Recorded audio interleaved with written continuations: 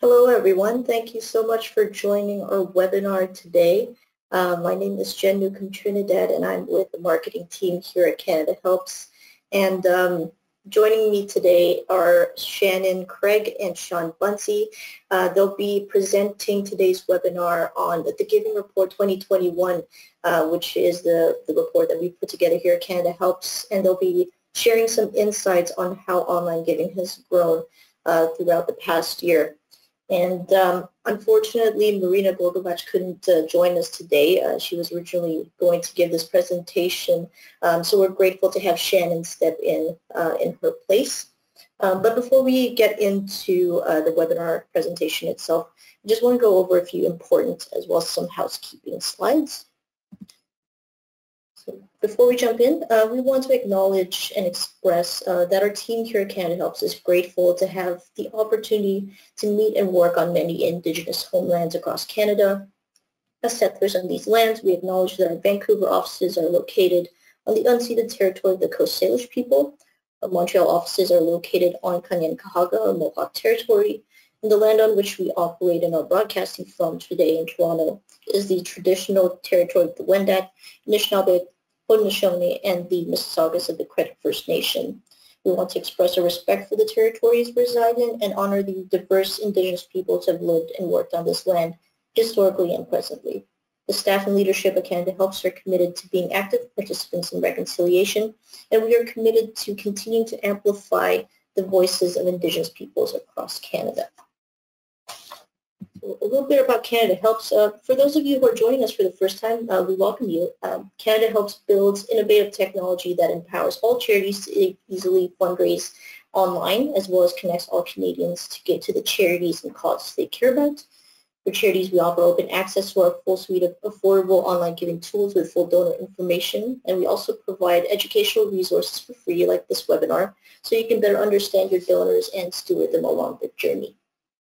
And for your donors, we have offered a convenient, safe, and trusted destination for donating to, as well as fundraising for, all registered Canadian charities for 20 years.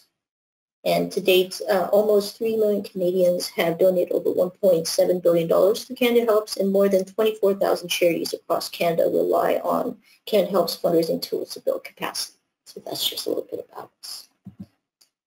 So just to give a little presentation overview on our speakers today. We have Shannon Craig, who is drawing experience on over 6 years in the sector and more than 20 years working in marketing research and strategic partnerships. Shannon has previously worked at Kobo, WinMobile, Critical Path, FedEx, and Lego.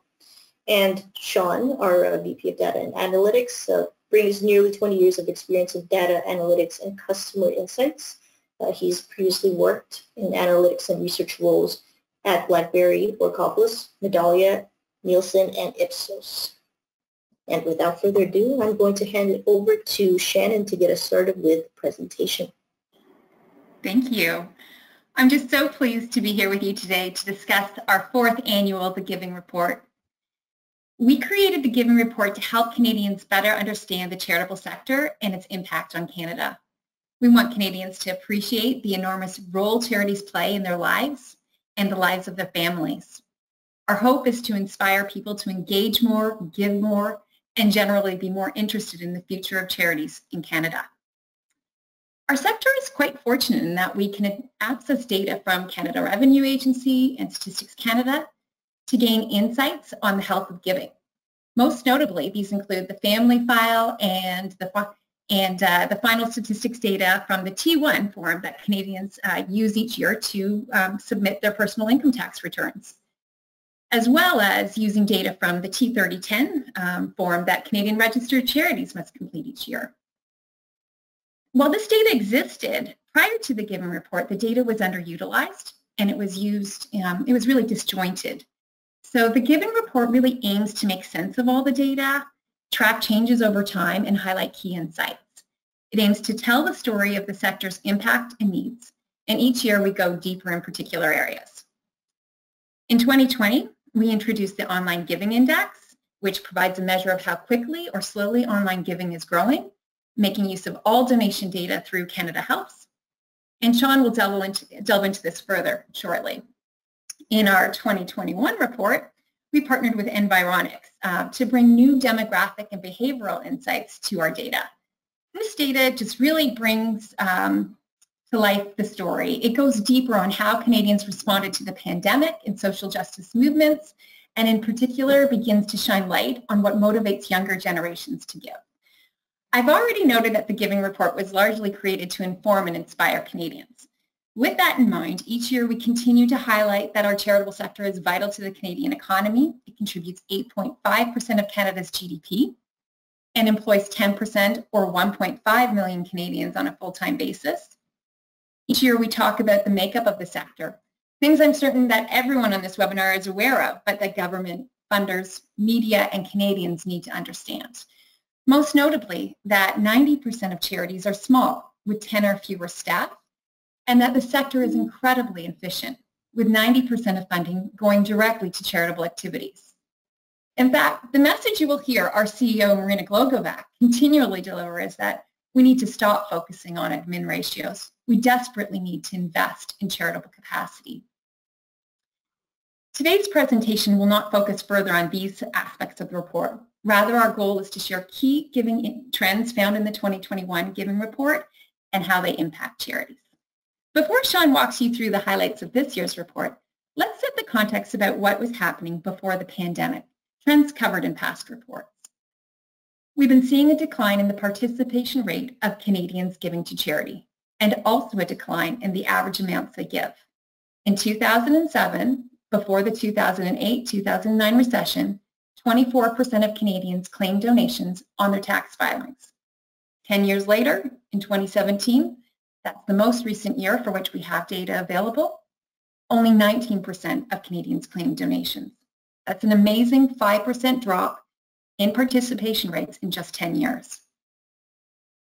Making the situation worse, during the same time frame, the average donation dropped from around $410 per adult Canadian in 2007 to $368 in 2017. And as we dig deeper, it becomes clear giving is falling to a smaller group of older donors. Canadians 55 and older give twice as much as Canadians aged 25 to 54 in dollar terms. Clearly, the sector was contending with very concerning trends prior to the pandemic. Now, I'd like to turn it over to Shawn, who will focus on what happened last year, a year defined by a global pandemic. Thanks, Shannon, and thanks everyone for joining today. As Shannon said, I'm going to highlight some of the insights that we presented in this year's Giving Reports and hopefully give you a bit more context into some of those insights. So the Giving Report highlights growth in online giving, and for that we use the Online Giving Index, or the OGI, as a measure of this. So what is the Online Giving Index?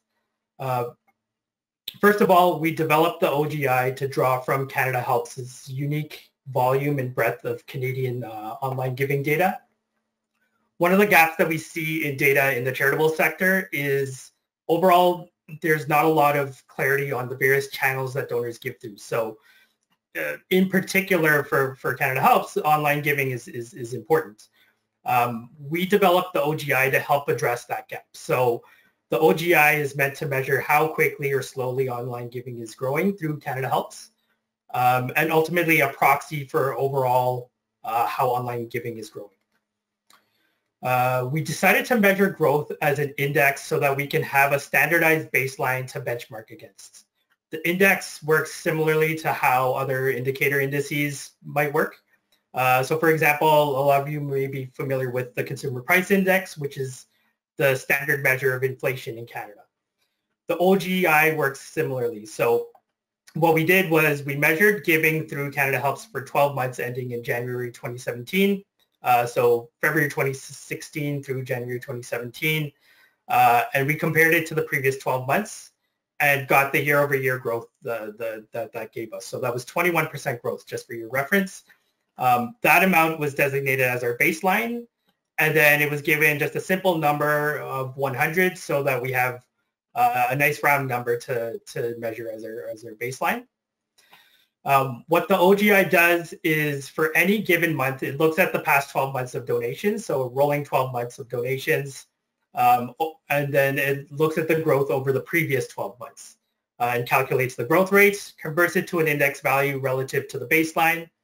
If that baseline is 100, then that means growth for that month was the same as the baseline, so that 21% number.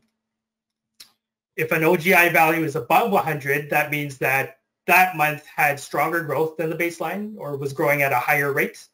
If the value was below 100, then that means the month had lower growth than the baseline. One thing to note is that if a value falls under 100, that doesn't necessarily mean that it's a decline in online giving. It just means that it's growing at a slower rate than the baseline. So that was a lot of technical information. This is what the OGI looks like on a chart. And I know there's a lot here, so I'll try to go through it step by step. So first is the yellow line. So the yellow line on the charts, that's the baseline. So you'll see everything is at 100. So everything is measured against that baseline. The dotted blue lines are at the bottom of the chart there. That line represents the OGI values in 2018. And you'll see that it's lower than the baseline for the whole year. So that means 2018 was growing at a slower rate than the baseline that we saw in 2017.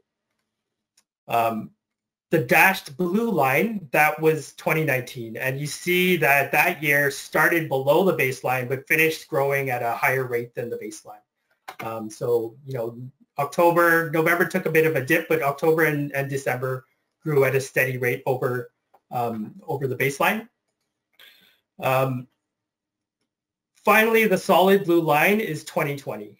And not only is it on an upward path with a slope going up pretty drastically, which means accelerated growth, but it's also well above the baseline for most of the year, which means the growth rate was way higher than the baseline. So let me break that year, 2020, down for you. So first of all, we had the pre-pandemic months. So prior to the pandemic, January, February of 2020, we saw that online giving was sort of picking up where it left off in 2019 with values above the baseline. Which means that online donations from Canadians continue to accelerate in those 2 months. The December 2019 number was 102.9, and so just for reference, January and February were at 103.7 and 103.5, which just again means donations increased at a faster rate, so faster growing. Then we had the early pandemic period. So after the pandemic was announced in March of 2020, the OGI peaked at the time at an amount of 107.0 in March, which was significant growth. It was the highest OGI value we had seen at that point. And then in April, it went even higher to 120.3. That coincided with the lockdown measures that were in place across much of Canada. It also coincided with the launch of CanadaHelps COVID-19 cause funds, and just in general with people giving more in the wake of the pandemic. This was the fastest acceleration in online giving that we've seen in the 4 years that we're measuring the OGI values. In May, we saw Canadians give more and again at an increasing rate during the COVID-19 pandemic, but also during mass protests about social and racial injustice that started in May and continued throughout the summer. And we can see that throughout the summer, June, all the way through September and even October, the values of the OGI continued to increase. Finally, sort of peaking in November and then even further in December, we saw, again, strong growth in the OGI values, meaning even higher acceleration of growth in November and December in almost every category except for the international category, which I'll go into in a bit. The jump was due in part to Giving Tuesday, and of course faster growth that we also see typically in the holiday season, but also with Canadians responding to the second wave of the COVID pandemic, which sort of started in late fall. As we'll see later, the significant increase is not reflective of total giving. So to move on, to look at it a little bit more closely, looking at the 10 categories that we have, Canada Helps to in terms of charitable categories, I'm going to focus on the top 4 here. So in terms of growth on OGI, Online Giving Index, the Indigenous peoples category, social services category, public benefit category, and health categories were all the largest growing categories on Canada Helps and online giving. While the Indigenous peoples category saw the fastest online growth of any category in 2020, the total dollar amount for the Indigenous peoples category was quite small, and only representing about 2% of overall giving at 7.8 million. So despite the large growth, the volume still remains high low in terms of how much was donated to that category. What we saw from our analysis was that donors to this category tended to be young, educated, live downtown, and more likely to identify as visible minorities than the average Canadian. Next, we saw the social services category, which is the largest charitable category in Canada, and it consists of approximately 20,000 charities. Giving to this category also saw tremendous growth and was also very high in terms of the total dollars, almost $200 million to this category through Canada Helps online donations. This was driven largely for unprecedented support for food banks. It was at an all-time high, which food banks fall within the social services category. The next largest growing category was the public benefit category. This category includes charities such as the United Way or community foundations, but it also includes Canada Helps, and Canada Helps cause funds contributed significantly to the growth of this category as well. And then the last of the top 4 was health. And not surprisingly, the pandemic led to increased giving in the health category. This category includes hospitals, it includes mental health care, it includes other health-related charities. We also see that most of the remaining 6 categories had pretty strong OGI numbers, so ranging from 126 to 143. But one that was much lower was the international category, which was right around the baseline at 100.6. So this was one area of slower growth for online giving. It was the only one that struggled to grow in terms of online giving in 2020. So these charities, just to be clear, they raised more money online in 2020. They did have growth, but at slower rates compared to the other 9 categories. There were a couple of notable exceptions related to online giving in terms of like disaster relief and sort of response to crisis. So in January of 2020, the OGI value was 114.7. And in fact, I believe it was the highest value of all the categories in January 2020.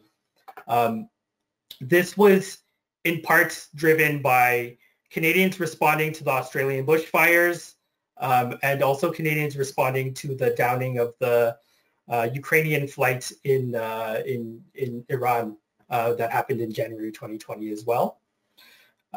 Another point where we see a peak in this chart is August 2020. And again, that was due to Canadians responding to the explosion that happened in Beirut in August of last year. So despite the lower growth in this category, it really illustrates how Canadians open up their hearts and open up their wallets in times of need. Another way that we saw Canadians responding to crises in 2020 was through cause funds. So what are cause funds? Cause funds are they're an easy way for Canadians to give to many charities in a single transaction. Charities working to support the same cause are grouped together to make giving simple. This is especially appealing to younger donors who have fewer ties to individual charities, but a passion for a range of causes. We saw that cause funds responding to crises appealed to donors across all age groups. So despite it being cause funds in general being appealing to younger donors, we saw it appealing to all age groups. So as someone passionate about data and analytics, it was really interesting to do analysis on the data that came from cause funds. So before we launched cause funds in late 2019, our research had told us that this would be a great way to engage younger donors. And what we saw when we did launch it was that was true.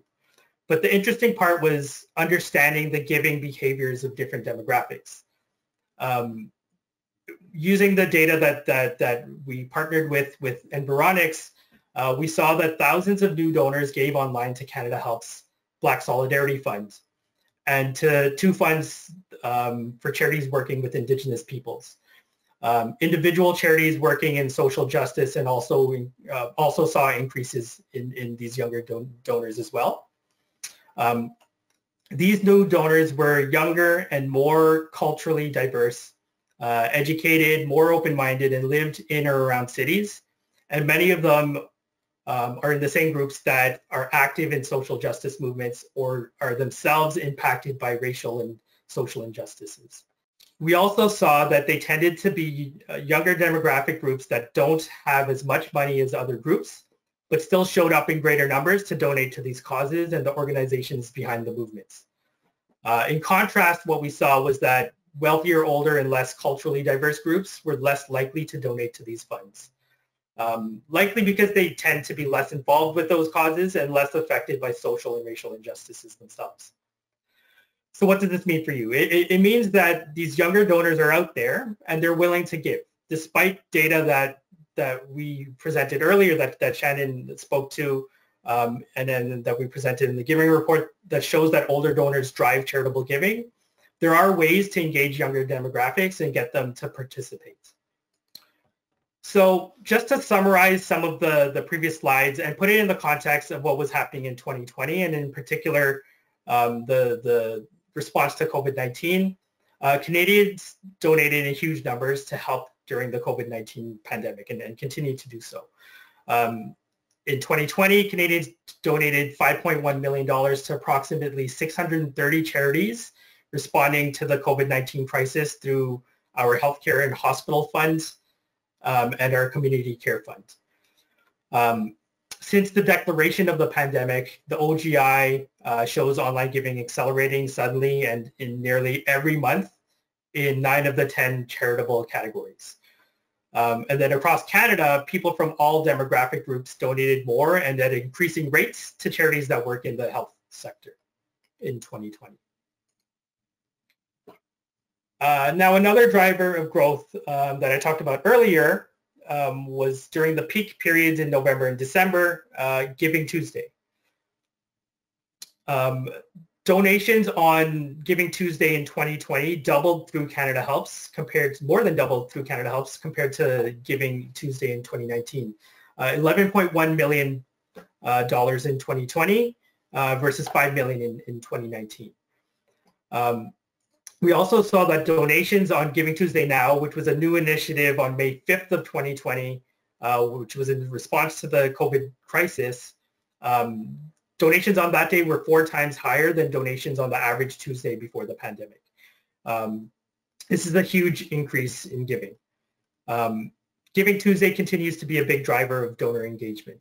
So I did spend a lot of time talking about the growth in online giving, but 2020 was not a great year in the charitable sector. In the giving report, we do reference some troubling statistics from research that our friends at Imagine Canada did. At least 1/5 of charities, mainly small organizations, canceled or reduced programs, as well as canceled fundraising events in the first few months of the pandemic. And then nearly a year later, revenues were down for 55% of charities. I also mentioned earlier about the data gap we have in the sector where there's no data out there to tie online giving to overall giving. Another big gap that we see in charitable sector data is that and that we know about is the lag in overall reporting in Canada. Reporting of overall giving in Canada. This lag is generally at least 2 years behind. So especially in a report that's showing the extraordinary trends that we saw in 2020, it made no sense to present 2018 data for overall giving. So we decided to develop a projection for the 2 years of missing data. And here's how we did it. So we went back to 2007 data moving forward and analyzed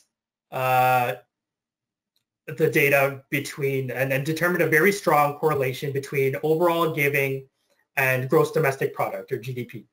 Our analysis also determined that there was a strong correlation between the year-over-year growth rates of overall giving and the year-over-year growth rates of GDP. Basically meaning that there's a very strong relationship between those two sets of data.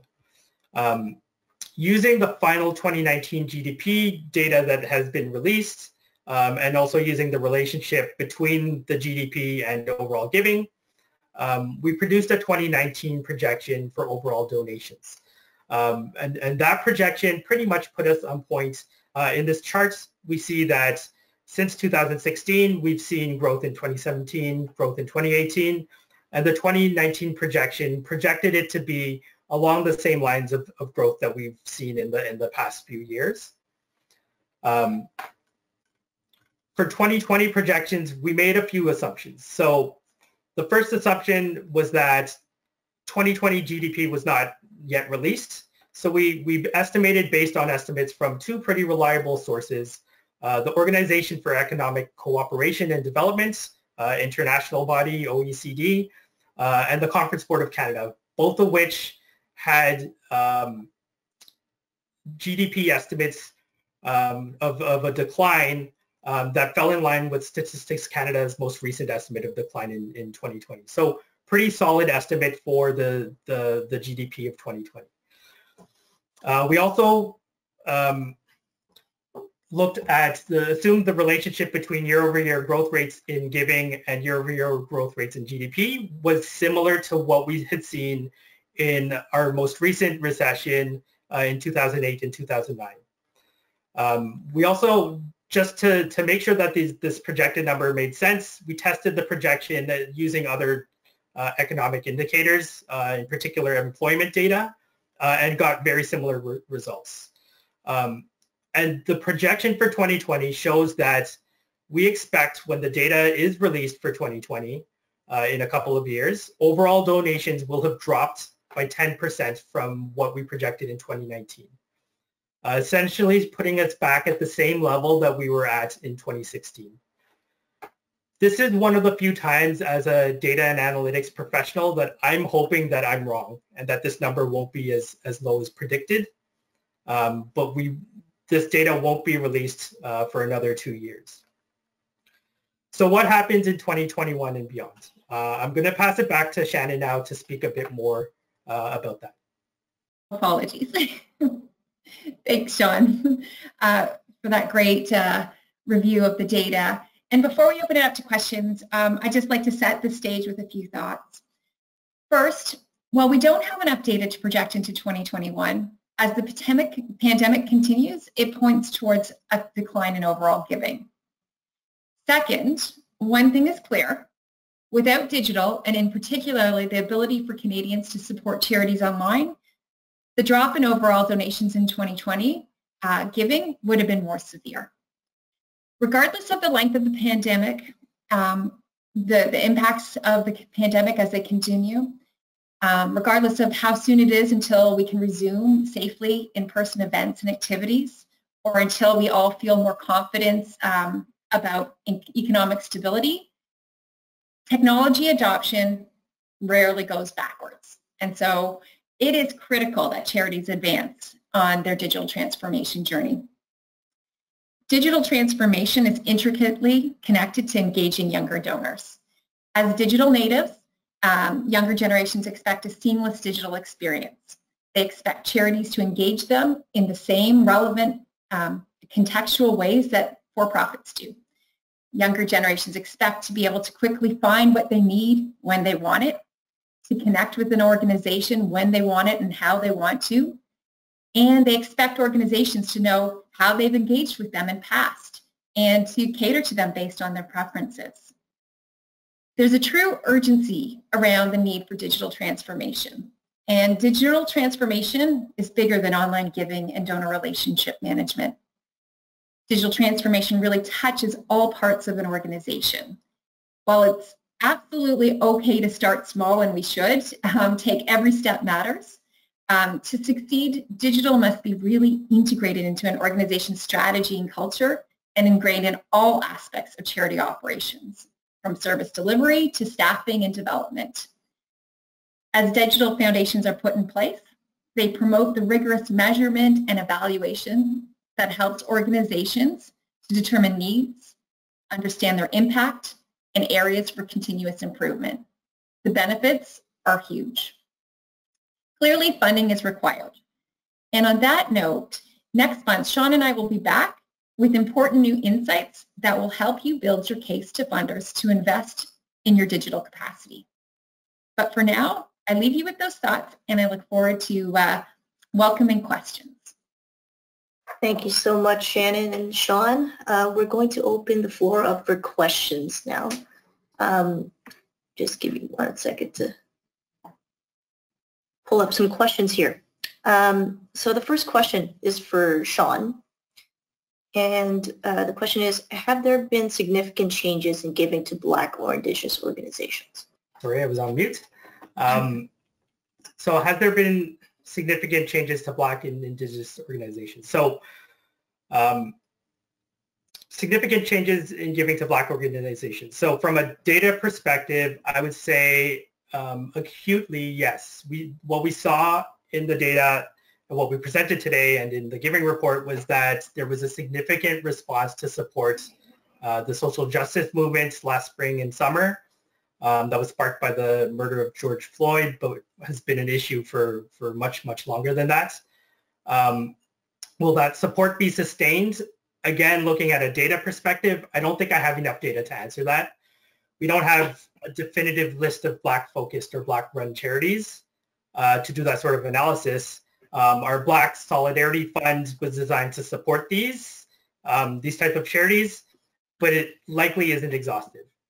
What I can say is that CanadaHelps saw significant amounts of new donors that were supporting the Black Solidarity Fund. And they were younger, they were more diverse, they were more socially conscious, more socially active. As a person of color myself, my gut feeling is that this segment of donors will continue to give. But I also hope that other demographics start giving more as well. In terms of Indigenous organizations and seeing significant changes, that one I can probably answer a bit more clearly because we do have an Indigenous peoples category in our data. So it's easier to measure from a data perspective. As I presented earlier, this category saw the highest growth in donations, and it was sustained throughout the year. I took a look at this category actually recently in more recent data, and it still leads the way in terms of growth. Growth has slowed overall because maintaining the levels of growth of last year was going to be tough feat anyway. But the Indigenous peoples categories in terms of online giving index is still by far the leading category in growth. So that's encouraging.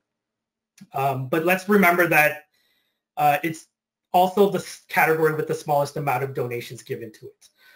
Of course, that may stem from there being relatively few Indigenous organizations, but I think there's still lots of room for Canadians to give more to this important cause. Great. Thank you so much, Shawn. Another question for you. Any thoughts you could share on the trend so far in 2021? Yeah, so 2021. So I can speak to online giving through CanadaHelps, which, as I said before, we use as a good proxy for online giving overall. The trend we're seeing is that the level of support that we saw last year is being maintained. January and February saw the steady growth that we saw through the pandemic. March and April, we saw declines.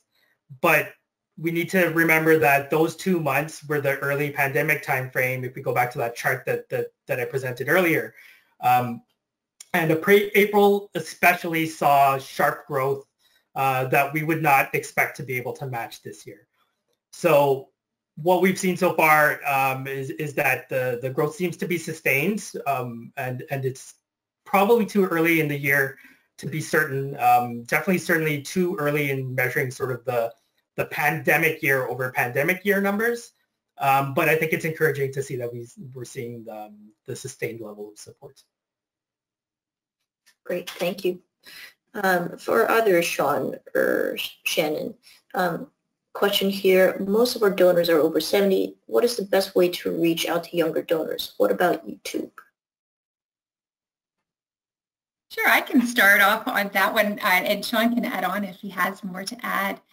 You know, one of my experiences is actually as a volunteer on a charity that is led largely by older individuals and has attracted individuals as well that, you know, skew older in terms of the donors supporting the organization. And we didn't like that trend. We really wanted to build out. We really wanted to engage younger donors. And so a couple of the key steps that we took were actually recruiting volunteers to our team, as well as one staff member in time that were really able to help us. So they cared about the cause. We found a few key ambassadors. We brought them on board, and they kind of led the way in terms of what should we be doing and where should we be engaging. Clearly, I was already working on some of that on the digital side for the organization and the communication side. But I do think that there's real relevance in, you know, having some ambassadors that are part of the team and engaging them, because they'll tell you exactly what it is they'd like to do and how they'd like to engage with your community. In our case, we found that, you know, running a couple of educational events was a really, really great way to get younger individuals out. They might not become donors day one, but we're certainly on path, and some have. And so listening to them, clearly being on different channels was really important. So we've really upstepped our efforts, not just in our newsletters, but really being on social media, and Instagram has become just critical. You know, that's really a critical channel on social media for attracting younger donors. So you put a lot of attention there and really following, well, what are the best practices there for how to engage. But another step that we took is once we had some really fantastic younger individuals that were ready to be cause advocates that were working on our side, we extended that out and we built a peer advisory group. And so, you know, some of them that was working their networks, going into other organizations and places. So I would suggest that, you know, in this case, some of these softer approaches to getting to a younger donor base have been extremely useful, because it's really about that whole nurturing the relationship and getting there in time. And where we have found that, you know, while gifts may be smaller up front, we've definitely found many of them coming on to support us in some of our peer-to-peer activities and our online fundraising activities, and they're really driving the growth of whom we're engaging and who's supporting the charity. So those are a few of the tips that I would say, actually kind of coming at it from a different perspective than a Pure Play Canada Helps one.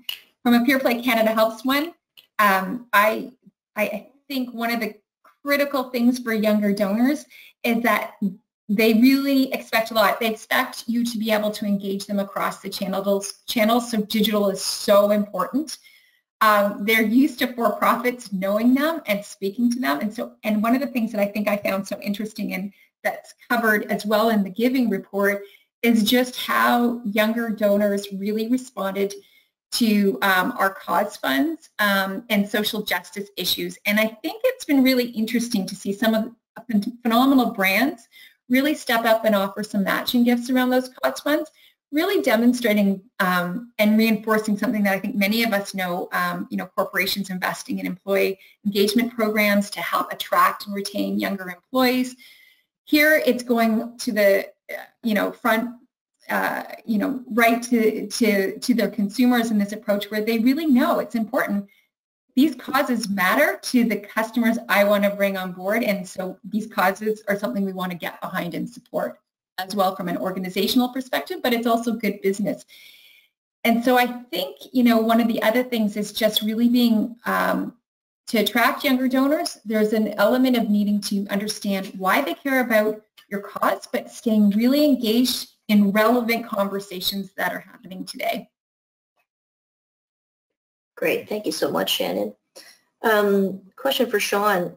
What about organizations whose donors are 55 plus? Are they embracing online giving as much as their younger peers? Myself off mute there. Yeah, so we actually did some research in March of 2020, actually right before the pandemic was declared by the WHO. We were in field with some research. And what we found was for our donors through Canada Helps, the median age was actually 65.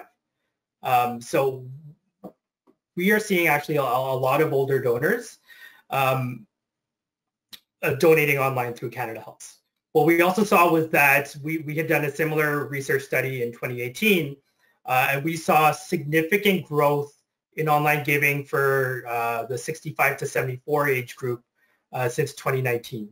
Not only for those donating through Canada Helps, but just in the general population as well. So I do think that older donors are embracing online giving. It's relatively simple once you figure it out, and it's something that they can do pretty quickly and conveniently. Thank you, Shawn. I'm going to stick with you for this next question as well. Is the OGI purely focused on dollar volumes and therefore one can back out inflationary factors, or is inflation accounted for in the index for consistency of comparison to 2017? Very good question, and we do indeed adjust it for inflation. So everything is based on constant dollars for the most recent month CPI data that we have available. Great, thank you. For Shannon, can you provide specific examples of what types of charities are included under social services and public benefit? Okay, yes. So social services is by far one of the largest main categories that we have on Canada Helps. And in fact, there are numerous subcategories within it. But social service charities provide for the most basic needs of people in our communities across Canada. So they often work with those most in need. They feed the hungry, they help the homeless, and provide a safe place for people in danger. These Canadians are nonprofit organizations that may include shelters, soup kitchens, food banks, and other types of community centers or charities working with seniors, children, and so forth. So it's a big category. It's our biggest. In terms of public benefit charities are charities that promote philanthropy, volunteering, charitable activity, and community building. Think Canada Helps, Imagine Canada, Volunteer Canada, as well as granting organizations and community foundations and so forth often fall into this bucket. I wonder if I'm receiving the question regarding public benefit because it did grow. I should note that there is a particular reason that category might have grown more this past year, and that's because of our cause funds that we launched at Canada Helps. So the way those work is obviously the gifts go to the charities doing work to advance that cause, but technically the gifts fall to Canada Helps under the category of public benefit, and that probably had a significant influence on the growth of the public benefit category when Shawn was reviewing that data. Just to add to that, in our analysis, it certainly did. Our cause funds definitely helped. But even if we back the cause funds out, the public benefits category still had significant growth last year. And I think it's because a lot of these community foundations were also doing similar activities to get the right get the donations to the right charities that needed it to support the community. Great. Thank you both, Shannon and Shawn, for elaborating on those details for public benefit and social services organizations. I'm going to jump into a question for Shannon. What are website best practices in a digital age, and how can we better tell our stories on our website? So it's a marketing question. It's a big question. I love this question.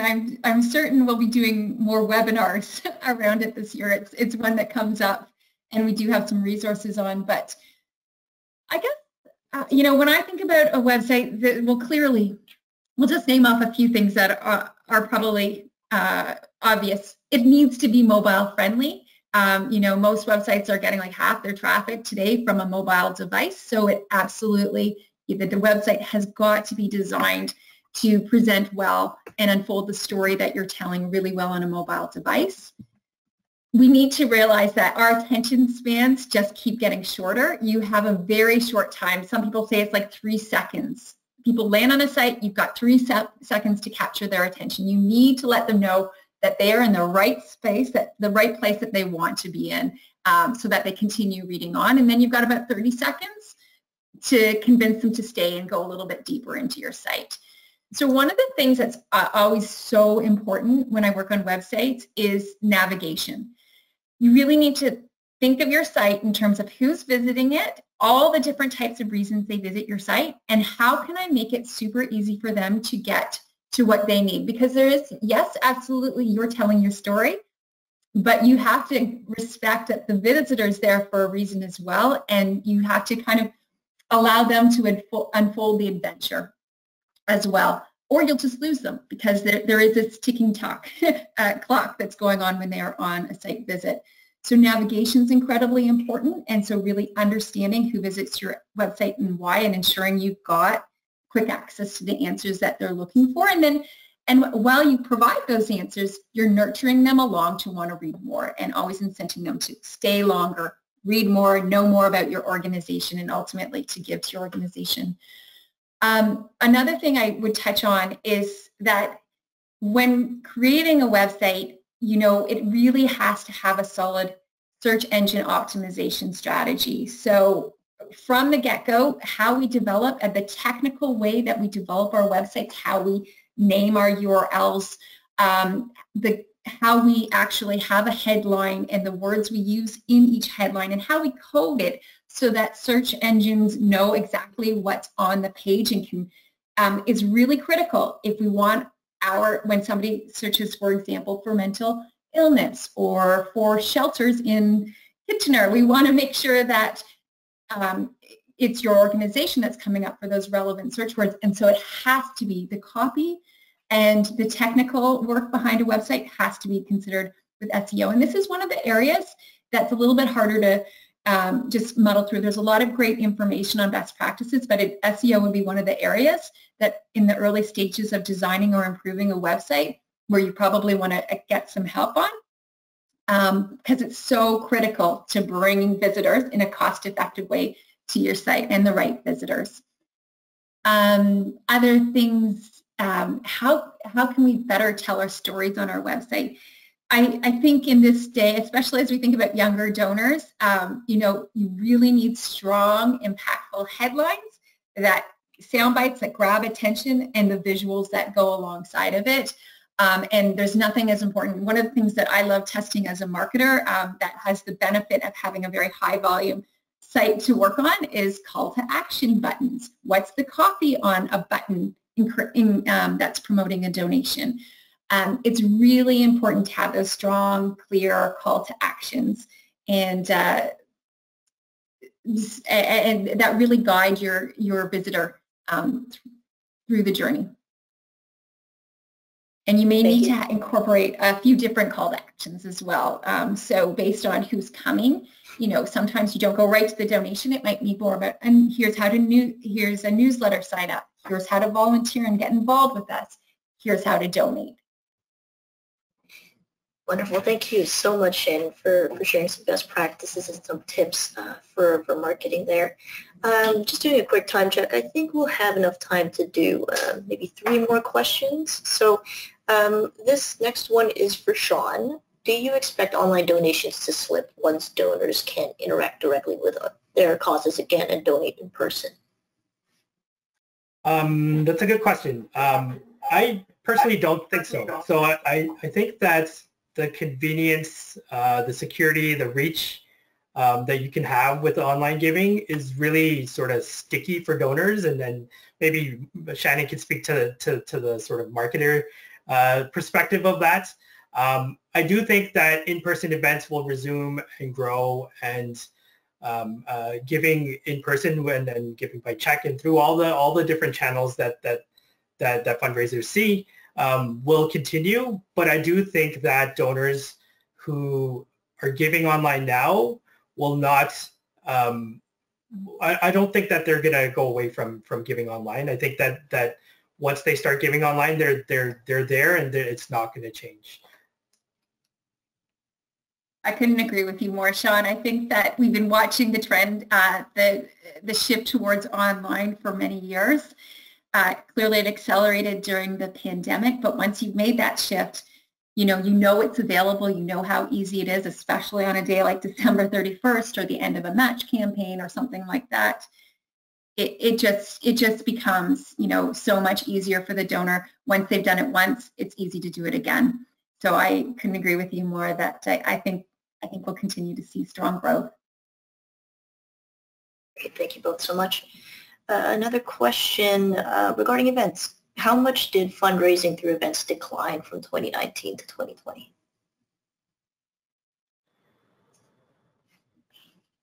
Dramatically, but I don't have the number off the top of my head. You, and I'm the data guy, and I also don't have that number off the top of my head. But as Shannon said, it declined dramatically. We did see a shift sort of later in the pandemic for organizations to do online events, so that helped it quite a bit. But we know that just one of the measures that we have at Canada Helps in terms of like charities that are using our events platform, it dropped off significantly. So yeah, it was a significant drop off, but we do think that once in-person events start going again, and then once more charities start looking at doing sort of online events, that there will be a pickup in events. I think one of the things that's interesting is it was easier for charities to move their peer-to-peer events virtual than it was for the traditional using our event platform that's typically for a gala or something like that are really much more tied to the in-person experience. So while there were some virtual events created, I think the decline was less severe when it came to peer-to-peer fundraisers. I know many charities said, well, we're going to have everyone's going to do their walking independently. They found other ways to work around that a little bit more. And I think, I believe, Shawn, you could correct me, but I think peer-to-peer we're seeing already continue to kind of rebound over where it was this time a year ago. Yeah, it has started to go back up. Okay, thank you. So I think I'm going to make this our last question here because we're coming up to 5 minutes, 1:55. Will the Black Solidarity Fund or other cause funds be launched again in 2021?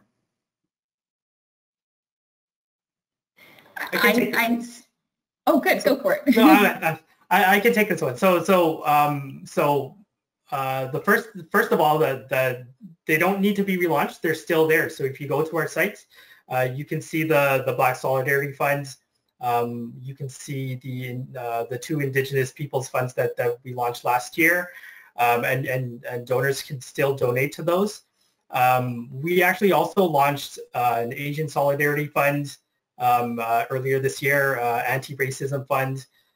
These funds are the great thing about cause funds is that these are causes that people really want to give to. And they're available to be given to at all times, and not just for a specific event that has happened. We do see people responding to specific crises and then specific disasters, of course, and the cause funds are there. But these all the cause funds are available for people to give to. And we will be launching more. I took the marketing away from Shannon. All right, great. Thank you so much, Shannon and Shawn, for this great presentation. And thank you to everyone for sending in your questions. So before you go, I just want to let you know that we'll be sending follow-up email containing slides, and these links in the slides, you'll be able to download the giving report for free so you can dig into it deeper, as well as look into some more resources, free resources that we have for charities on there. So thank you so much again, Shannon and Shawn, and to everyone else for joining us. We hope you stay safe and take care, and we're looking forward to having you again for the next webinar. Thank you. Thanks, everyone.